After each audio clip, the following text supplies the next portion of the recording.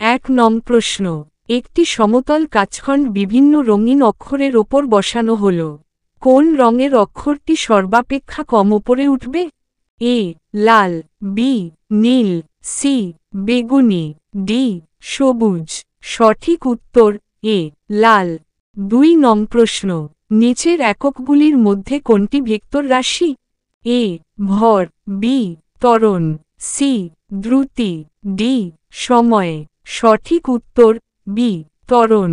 ৩ নং প্রশ্ন, প্রতিসরাঙ্ক বেশি হয় এ কম কম্পাঙ্কের আলোয়, বি বড় তরঙ্গদৈর্ঘ্যের আলোয়, সি ছোট তরঙ্গদৈর্ঘ্যের আলোয়, ডি ওপরের সব ক্ষেত্রেই। সঠিক উত্তর সি ছোট তরঙ্গদৈর্ঘ্যের আলোয়। ৪ নং প্রশ্ন, একজন বালক দাঁড়িয়ে থাকা অবস্থায় দোলনায় দুলছে। সে বসে পড়লে দোলনার দোলনকালের কি পরিবর্তন হবে? এ দোলকাল হ্রাস পাবে, বি দোলনকাল একই থাকবে, সি দোলনকাল বৃদ্ধি পাবে, ডি দোলনকাল বালকটির ওজনের ওপর নির্ভর করবে।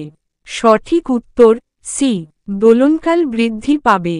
৫ নং প্রশ্ন, কোন সরল দোলকের দোলনকাল দ্বিগুণ হবে যদি দৈর্ঘ্য এ দ্বিগুণ কমে, বি ৪ গুণ কমে, সি ৪ গুণ বৃদ্ধি পায়, ডি দ্বিগুণ বৃদ্ধি পায়। সঠিক উত্তর সি ৪ গুণ বৃদ্ধি পায়। ৬ নং প্রশ্ন, অ্যালকোহল জলের তুলনায় বেশি উদায়ী কারণ এ এটির বাষ্পচাপ জলের চেয়ে ২.৫ গুণ বেশি, বি এটির হিমাঙ্ক জলের চেয়ে কম, সি এটির স্ফুটনাঙ্ক জলের চেয়ে কম, ডি এটি একটি জৈব তরল। সঠিক উত্তর সি এটির স্ফুটনাঙ্ক জলের চেয়ে কম। ৭ নং প্রশ্ন, ভর শক্তির তুল্যতাকে গ্রাহ্য করলে বরফের গলনে জল হওয়ার সময় জলের ভর এ বৃদ্ধি পাবে, বি একই থাকবে, সি হ্রাস পাবে, ডি প্রথমে বৃদ্ধি পাবে ওপরে হ্রাস পাবে। সঠিক উত্তর সি হ্রাস পাবে। ৮ নং প্রশ্ন, দু প্রান্তে আটকানো কোনো তারের কম্পনে উৎপন্ন তরঙ্গের প্রকৃতি এ অনুদৈর্ঘ্য স্থানুতরঙ্গ, বি তির্যক চলতরঙ্গ, সি তির্যক স্থানুতরঙ্গ, ডি অনুদৈর্ঘ্য চলতরঙ্গ। সঠিক উত্তর সি তির্যক স্থানুতরঙ্গ।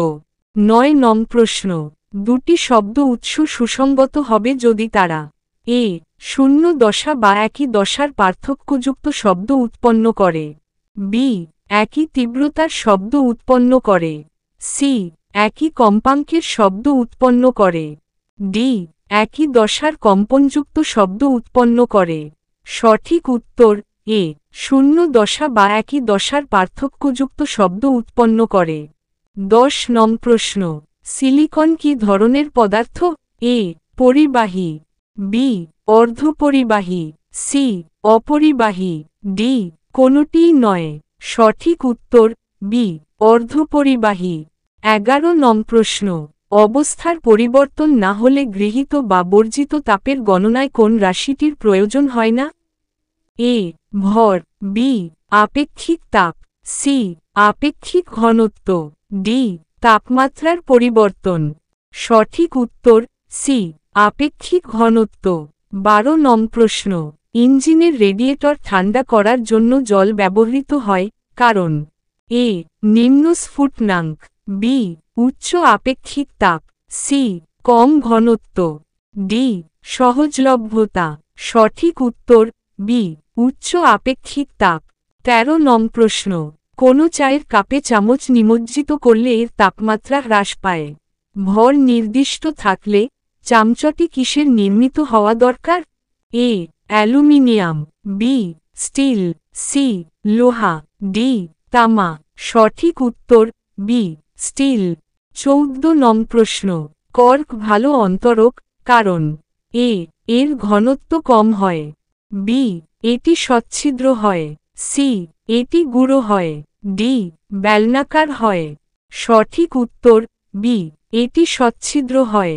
১৫ নং প্রশ্ন, ১ গ্রাম পদার্থের তাপমাত্রা ১ ডিগ্রি সেলসিয়াস বৃদ্ধি করার জন্য প্রয়োজনীয় তাপকে বলে? এ তাপগ্রাহিতা, বি জলসম, সি আপেক্ষিক তাপ, ডি এন্ট্রপি। সঠিক উত্তর সি আপেক্ষিক তাপ। ১৬ নং প্রশ্ন, কোনো বস্তুর তাপমাত্রা ১ ডিগ্রি সেলসিয়াস বৃদ্ধির জন্য প্রয়োজনীয় তাপকে বলে?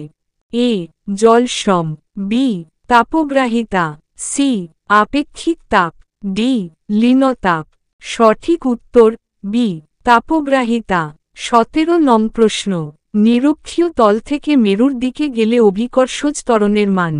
এ কমবে, বি বাড়বে, সি একই থাকবে, ডি প্রথমে বাড়বে তারপর কমবে। সঠিক উত্তর বি বাড়বে। ১৮ নং প্রশ্ন, একজন বালিকা কোনো ঘূর্ণায়মান টেবিলের ওপর হাত গুটিয়ে দাঁড়িয়ে আছে। হঠাৎ সে হাত দুটি প্রসারিত করলে টেবিলের কৌণিক গতিবেগ? এ একই থাকবে, বি বেড়ে যাবে, সি কমে যাবে, ডি থাকবে না। সঠিক উত্তর সি কমে যাবে। ১৯ নং প্রশ্ন, কোনো বস্তু বৃত্তপথে সমদ্রুতিতে পরিভ্রমণ করলে তার ত্বরণ হয়? এ ব্যাসার্ধ বরাবর, বি পরিধি বরাবর, সি স্পর্শক বর শূন্য, ডি শূন্য। সঠিক উত্তর এ ব্যাসার্ধ বরাবর। ২০ নং প্রশ্ন, কোনো বস্তু একটি সমতলে গতিশীল, তার ওপর সমমানের একটি বল সমসময় গতিবেগের লম্বভাবে ক্রিয়া করলে নিচের কোনটি ঠিক? এ বস্তুটি বৃত্তপথে পরিভ্রমণ করবে, বি তার গতিবেগ ধ্রুবক, সি তার ত্বরণ ধ্রুবক, ডি কোনোটিই নয়। সঠিক উত্তর এ বস্তুটি বৃত্তপথে পরিভ্রমণ করবে।